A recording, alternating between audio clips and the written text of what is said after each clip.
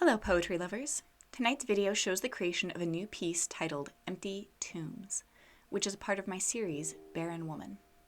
Stick around until the end of the video to see the complete first draft of this poem.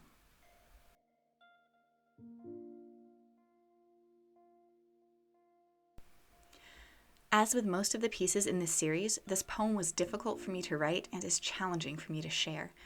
But I really think this series is important, so here goes.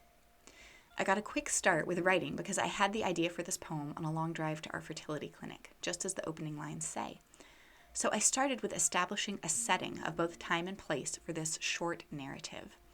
Narrative, or storytelling, is one of the most common and most effective ways to bring a reader into a poem. This poem, like all the poems in this series, is technically a lyric poem, that is, poems that explore the thoughts and emotions of the poet.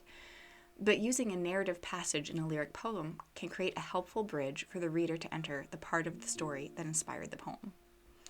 So with that in mind, I spent a few lines establishing the beginning of a narrative.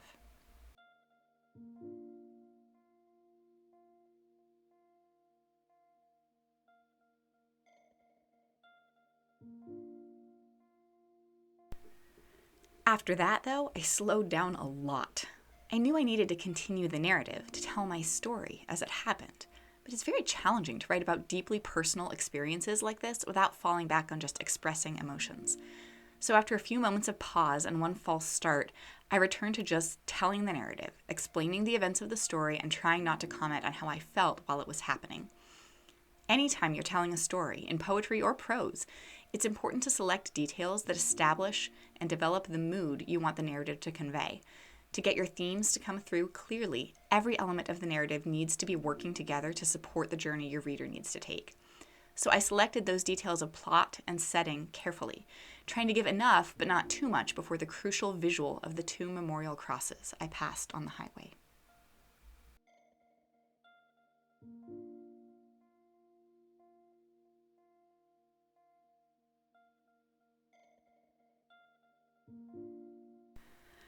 Following that development, I was able to turn the poem more naturally to a more theoretical discussion of theme, but again, housing that discussion in concrete details that would convey a broader narrative, images of burial places.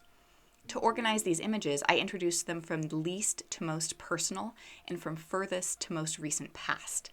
This was just an impulse at the time, but on reflection, I think taking the reader from these more emotionally distant images of burial to an image that will be immediately relatable to many readers, that is, the death of a beloved pet, was a good move to help ease readers further into the deep emotion driving the poem.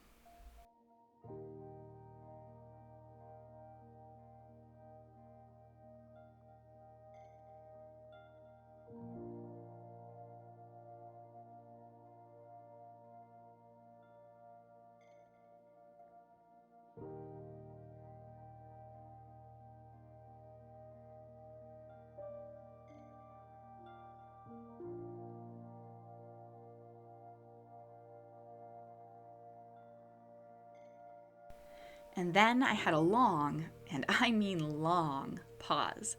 Nearly half the time I spent composing this poem was simply pausing here.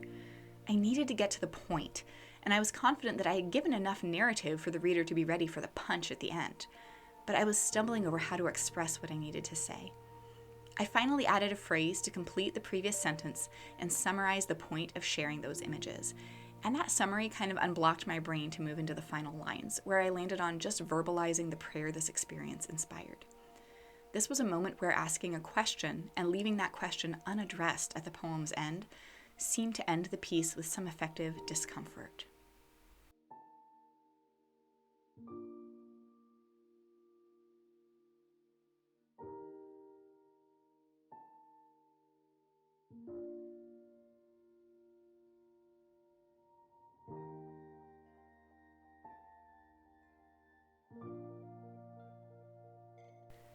It's amazing how much these basic writing strategies like narrative, organization, summary, and questioning can help shape and drive a poem.